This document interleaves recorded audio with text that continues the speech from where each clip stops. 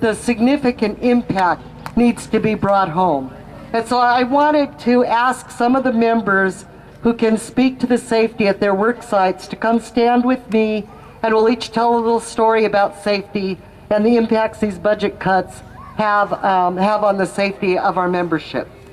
I can tell you that they're planning to close 6 mental health wards, 1 at Eastern State Hospital and 5 at Western State Hospital. That translates into almost 200 mentally ill people dumped into the streets. What that means to the community is they're living behind your house, they're living behind your store, they're under the bridge, they're accosting you with strange babblings about things you couldn't possibly understand. They're filling the jails, they're shot by the police, and it's devastating to the community, and it's devastating to those of us who have spent our years caring for these people who could be like any one of us. If you think about the mentally ill, you know, you think about the doddering old aunt or this or that or the other thing. What you don't think about is people ride their motorcycle to work. Accidents happen. Boom, traumatic brain injury. Now you're combative, no one can get close to you, you don't know what's going on, you're terrified, you're not in your right mind. That's you. So these people we care for, they're just like you, but their brains are not working right. And sometimes they do funny things, and sometimes they do terrible things. And today during our convention, one of our workers at Eastern State Hospital was dropped by an assault by one of the patients there. Now I don't know if that patient knew that they were assaulting someone or if they didn't. Probably the workers could tell you, because sometimes they do, and they should be held accountable when they do it, and sometimes they don't know what's going on and they have hurt you really bad and they have no idea. And that's the kind of person we're dumping into the community. Now we're pretending that we're not, because we're saying, oh, we're going to take $5.7 million out of Western State Hospital, and we'll give $2 million to the community to take care of these patients. Well, the community couldn't take care of them in the first place, or they wouldn't have been at Western State Hospital. And $2 million ain't going to fix that, right? That's right. So I want you to really think about, the fact that we were able to get a Shrammy Award for Western State Hospital for their brilliant thinking.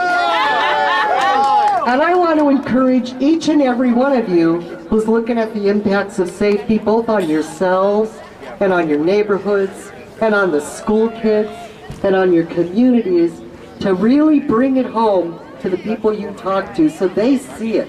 They see the picture in their mind of what they're going to be living with when these cuts are done. Can you imagine felons unsupervised? What is it, 17,000 of them? Is Alice here? Or Bill? Somebody from Community Corrections? 17,000. Come talk about it, Paulette.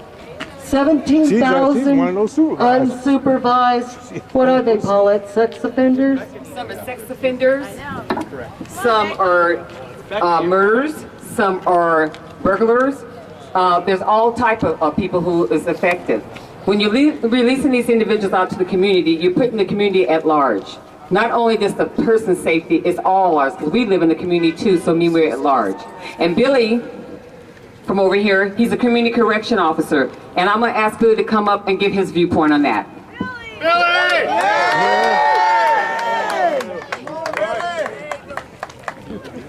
As long as Bill will stand with me.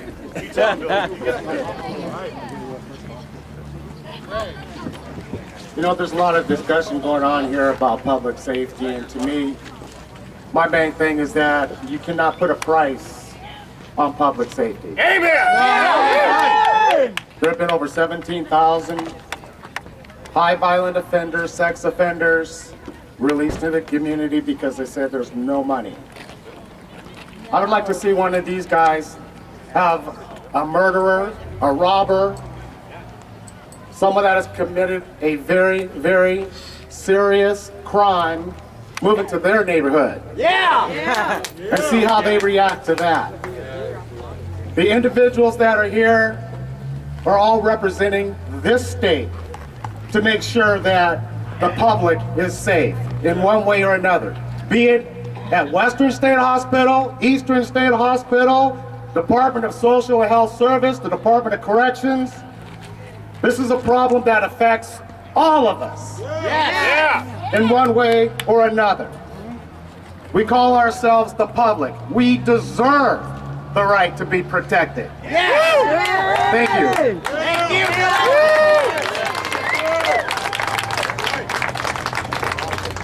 My name's Kathy, and I work up at Eastern State Hospital. I'm on the night shift. I am one of the injured workers from night shift. Due to cuts, one of our forensic services units that I work on has 2 staff on nights with 40 patients. I was in a containment. We had 3 staff available on my ward and only 1 from the other 2 units available to show up. I wound up with broken ribs. We need staff is what we need. We do not need a ward closure. Thank you.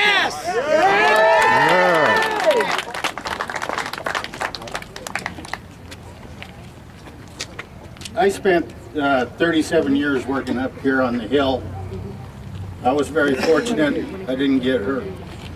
My son has been up there for 20 years and he's just finishing his 3rd back surgery due to assault by inmates up there. And some of them probably worked on Kathy's ward.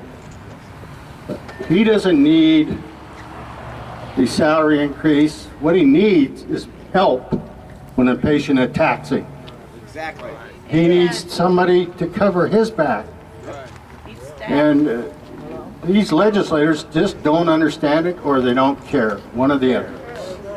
And so when we go back and you get a chance to talk to a legislator, ask him how he would like to work on one of those wards, midnight, dark, and an inmate comes out. What's he going to do? Run. He is not going to give money to a corporation, I can guarantee you that.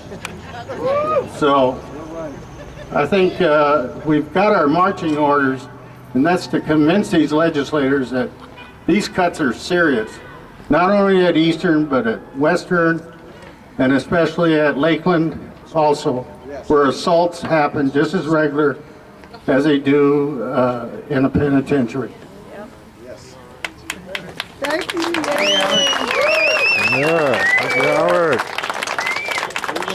My name is James Robinson. I'm the president of Western State Hospital. And as you know, they want to close 5 wards. What does that mean to the community? The safety and security of the community. You know, I want everybody to think about something just for a minute. You know, it's kind of warm outside right now, so patients can actually sleep under trees, under bridges, in the parks, around your loved ones, around you. And you don't really see them right now.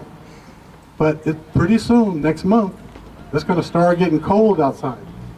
And when it gets cold outside, some of those offenders, some of those sick people, some of those child abusers, they're going to want to come inside and get warm.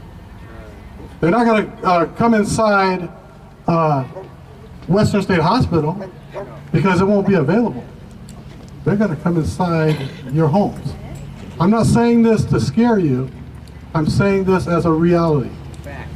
Now we're going to have to go on offense. Every single one of us are going to have to go on offense now. They have tried to shut me up. They've threatened to do things to me and put me on this and that and the other. But I'm not going to shut up. I'm going to keep on speaking out, and I'm going to tell everyone who will listen that I'm going to be there for my community. I'm going to stand up for my community.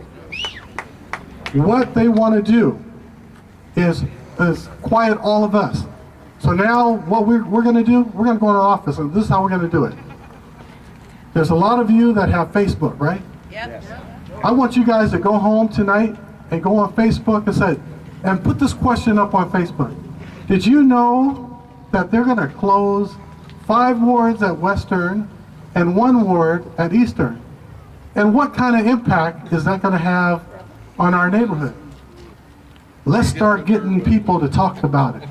Let's get people to start calling in to their legislators and complaining to their legislators. We got to go on offense. Another thing that we can do to go on offense is we have to share the message with the public. We have to pass out leaflets at grocery stores, at nursing homes, at hospitals. It's time to go on offense.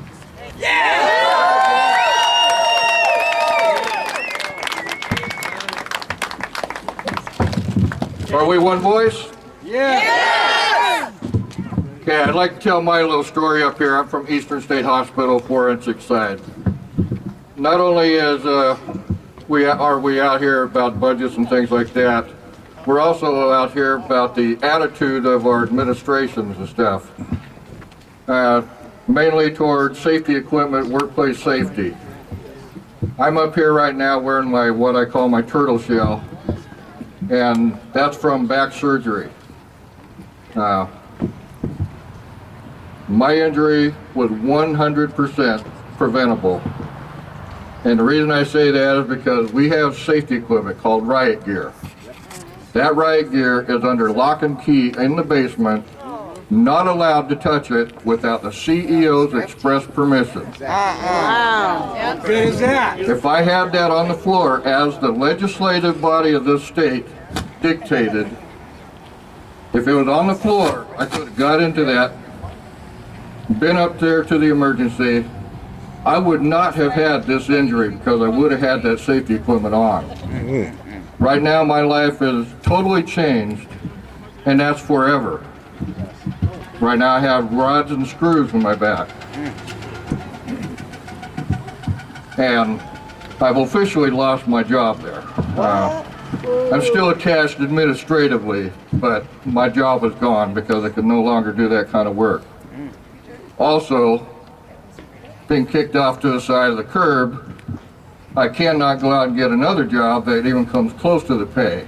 Along with this, I've also lost my second retirement.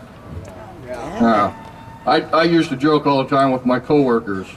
I did 22 years in the Marine Corps, and I always told them, geez, I'm going back in the Marine Corps, it's safer. You know, and I flew in the helicopters up there. But this is an issue that needs to be really beat into the ground toward these people, because workplace safety is extremely important. Should be number one. It's the number one thing.